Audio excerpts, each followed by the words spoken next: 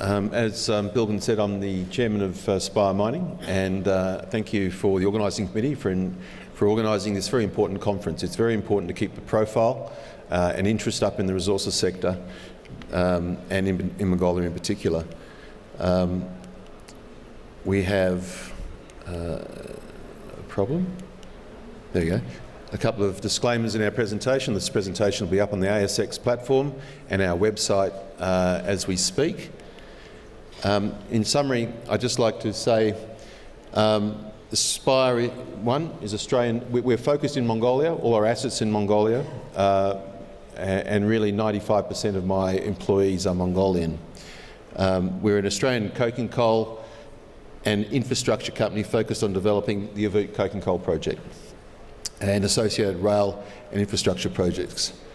We've identified what we call our Avut Early Development Project, which is road-based. It will require trucking coal some 560 kilometres to Erdnet, Mongolia's third largest city. What we call the OEDP consists of I think one of the largest coking coal deposits in Mongolia. Certainly it's a new discovery. It's not an old Russian discovery. And it just shows you we just made the first discovery holes in 2010. So here we are, 2019, some 9 years past. That is not unusual in the bulk commodity space. These things take time to generate. We have a JORC-compliant mineral reserve of some 255 million tonnes of coking coal.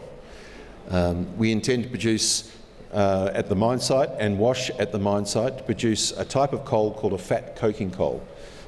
This is a different coal to what you find at TT and other sources, and it's a very interesting coal because it's an important blending product that upgrades other coals, and I'll come to that later. Once at Erdnet, we have access to the rail system, the UBTZ rail system, of which we have capacity confirmed of up to 4 million tonnes per annum. And that is what we've designed our Avut project to deliver. The Avut project can actually deliver up to 10 million tonnes per annum, but it is infrastructure constrained to that 4 million tonnes. As an example, I'll show further an example. We have completed blending tests in relation to our coking coal project with some Tavan Tolgoi products that aren't coking coal, and shown that we'll be able to upgrade that to a coking coal product. And therein lies one of the great benefits of this type of coal, and a benefit for Mongolia through further blending.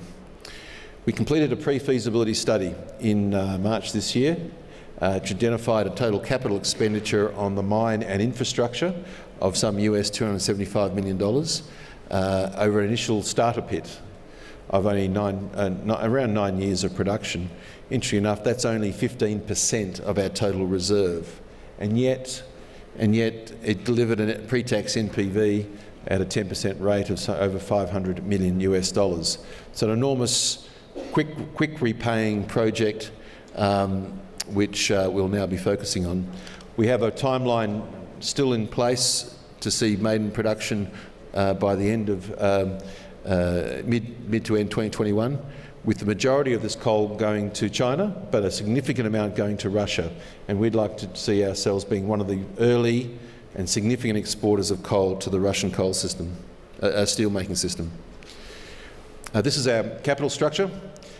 We currently have a market capitalisation of around $50 million, $10 million in cash and no debt. So we're actually in a good, best position we've been for some time. We have what they'd call a heavy shareholder base, in that we have Mr. Seren Putsag with some 27% of the company, Noble Group, a commodities trading house, with 20%, and the other directors on the board, including myself, own around 10% of the company. The rest is amongst 2,500 shareholders listed on ASX. However, on the 6th of September this year, we announced that we'd been presented with a transaction and a proposal from Mr. Seren Putsag to increase his holding from 27.5% to 51% by placing a significant amount of shares in the company at a premium to the current market, and that would actually see a fresh investment of some $33.5 million in cash into the company, with the sole aim of getting this OEDP into production as soon as possible. That investment is subject to a shareholders meeting, which will be held sometime later in October, early November. It's also subject to an expert's report confirming that it's in the interests of the company. Not only do we have this additional cash investment, but Mr. Serenputzak also confirmed that going forward he would fund half of all equity required in the future, as well as providing guarantees up to $100 million Australian for any further debt facilities. So really a watershed transaction for a junior company.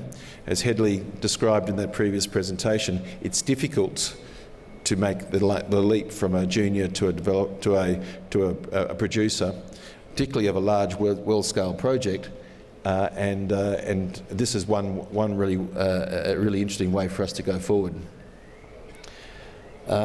We made this discovery at Avut back in 2010. We have a mining licence in 2012. The project area is some 130 square kilometres, of which we have a mining licence covering around 60. As I said, we're looking to mine and actually wash the coal on site. It's very important when you have large distances, as we are, where we are in the north of the country, to remove waste products and products that reduce the value of the coal at the mine site, so you don't unnecessarily pay for transport costs. So we would like to hopefully follow in the footsteps of Mongolian Mining Corporation and be a producer of washed coal to an international specification. We currently have, as I said, some 255 million tonnes, of which we're looking at an initial starter pit which will mine around 36.8 million tonnes. That will then grow over a 3-year period up to delivering a consistent 4 million tonne per annum. We'll be building a road which will be sealed from Avut, passing to Moron and then on to Erdnet, some 560 kilometres. Now it's a special purpose road to connect some heavy vehicle coal traffic, but it is open of course to other users, and I think will be an important catalyst for further development of northern Mongolia. Even with that capital spend of some $275 million, of which 165 relates to the road, the payback is currently estimated around 24 months. So a very rapid payback and a very high internal rate of return for such a project. It's a low strip ratio. The reason why it actually is such a valuable project, particularly early on, is that we've identified an area close to surface with a low strip ratio and a high yield after washing. So that's why the maths look so good. These are the numbers coming out of the pre-feasibility study, which we released in early March. As I mentioned, the $275 million in capital on the right-hand side there, including around $40 million for the wash plant on the site, on-site infrastructure, including the roads and fencing, etc., and terminals to assist with both the movement of coal from trucks to rail, as well as other blending facilities. It's a $47 million pre-strip, so while it isn't relatively near surface, we're actually opening up a mine to deliver 4 million tonne per annum of washed coking coal, which is roughly the equivalent of what Mongolian Mining Corp currently delivers to the market at the moment. So taking a big step. We've looked at this. What I have up here is what we call our extended case, in that we actually have already identified an extended open pit, which takes you from 9.5 to 12.5 years, still only a small fraction of the reserve, and it just shows what happens when you start adding more mine life, because my NPV goes from about 550 to some $750 million. Obviously, as time goes on, the incremental year doesn't add as much to NPV because of the power of discounting, but nevertheless, we're capturing a large chunk of the value of the asset early on. Internal rates of return on a pre-tax basis are over 40%, which is quite unusual in the bulk commodity space. But it's not just the financials, and that's what the shareholders are looking at. This is what the community, this is what we're looking at here in Mongolia. The employment and the fees and taxes which this project will generate. It's not OT, but it's a significant contributor and will be the biggest employer and contributor to local communities in the northern Mongolia once this is developed. We've identified that the actually direct employment will be about 450 people. But of that, if you add indirect employment, you're looking at over 1,200 new jobs in an area with significant underemployment. 694 billion MNT investment. Over just the first 10 years, and as I said, we've got an extended case for 12.5 years, and it's only a fraction of the deposit. But if you just look over the first 10 years, 2.3 trillion tugraks in taxes and royalties and fees, of course most coming to the federal government, but a very important component going to the AirMag budget of some 190 billion MNT, and to the SUM budget of some 87 billion MNT over that 10-year period. I can tell you that would make an absolutely transformational impact to those local communities. And that's just the royalties and taxes. On top of that, we also have our community development plan and budget, which will be a significant direct investment in infrastructure, social and otherwise, in the local communities. Even though we're not in production yet, we have a broad community relations program that is not only trying to build capacity in relation to where it'll assist us as miners in terms of training and development, but also other broader community projects, health projects, education projects. Very important for us to do that. We're also very pleased to be saying that we actually are signatory to the Responsible Mining Consortium with the Business Council of Mongolia and the National Miners Association, and we are one of the preliminary signatories to that. It's very important. We're an export-focused company, and because we are in the north, we do have options to export to the north as well. Nevertheless, we shouldn't forget that Mongolia has a 4,600 kilometre border with China, the world's biggest steel producer by far. And this is the great advantage of Mongolia, is its location. All those little blue dots there are steel mills. We've done some recent research, and of the 84 largest steel companies in China, it just shows you how fragmented that industry actually is. Some 48 of those actually have operations in the northeastern provinces. These are our target markets, of which through road and rail we can access. We're looking at, over time, that we'll be able to deliver about 1/3 of our coal into Russia and the Russian steel industry. And because, again, we're in the north, there are a number of steel mills up in the far northeast of China which we can access through the Manjuli crossing, up through using the Russian rail system. These are high-priced markets and ones which I think we are uniquely positioned amongst Mongolian producers to be able to access.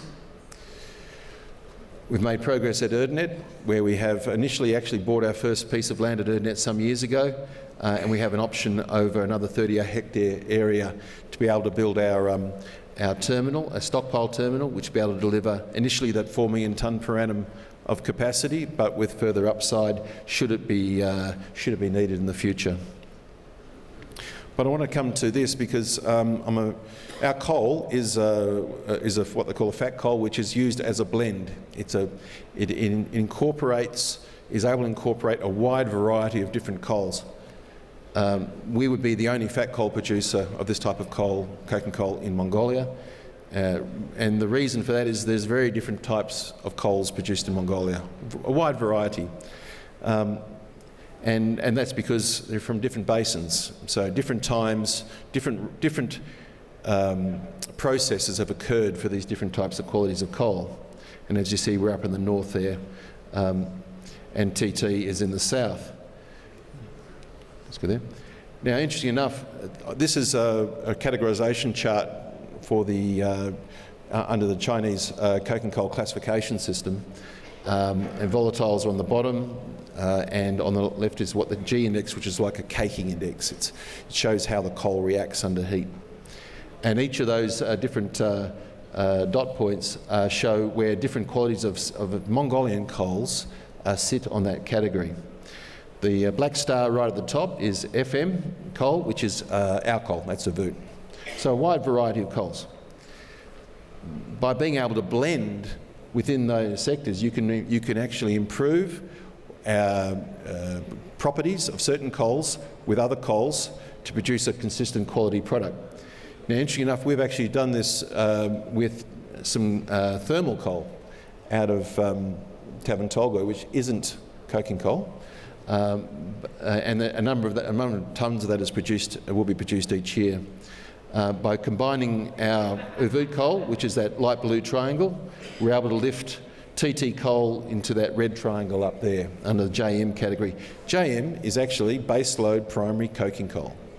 So that's the power of blending if you get it right with the right blending partners. This is one example, and while Avut is certainly a very good blending partner, I throw it out to the coking coal industry in Mongolia.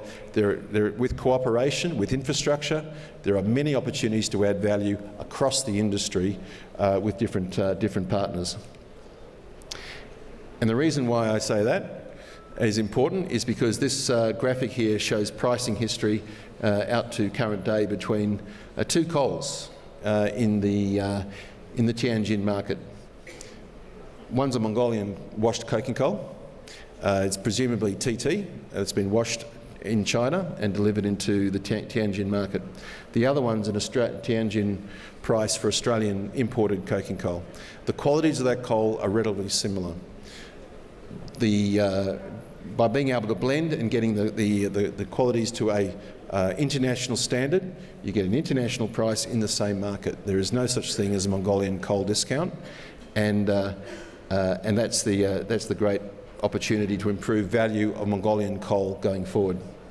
So to finish with, I think Avut is really uniquely positioned now with the support of Mr. Teren Putsag, the extra funding power that we have to unlock, I think, northern Mongolia as a mining province, and particularly the coking coal project Avut. We're looking to produce a premium fat coal. There's really no thermal coal coming out of what we have here. It's all this particular category, which is important. We have a board and really some terrific key Mongolian stakeholders and shareholders who have really been terrific in supporting us through to this time. You can't, and the other listed companies here from overseas will tell you, you can't do what we do without having good, strong local partners. Very important. We're a near term, 2021's not far away.